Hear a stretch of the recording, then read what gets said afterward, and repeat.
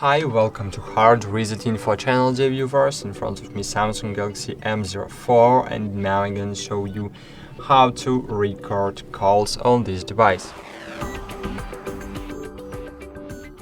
To do it, you need to open the Play Store and install Call Recorder Cube ACR application. I suggest you try this app firstly because you can use this app completely for free and use all these app features completely for free. So then click open, click next, grant permissions while using the app, allow, enable app connector, and find here install the apps, Cube ACR app connector, enable, allow, okay, allow, no thanks, okay.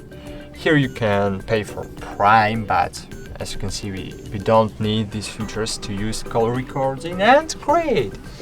Now all our calls will be successfully recorded in this menu, and you can listen these recordings when you want, but you need to know that this app will record voices only using this microphone. So if you want to this app pick up your voice and your communication partner, you will need to use speaker mode.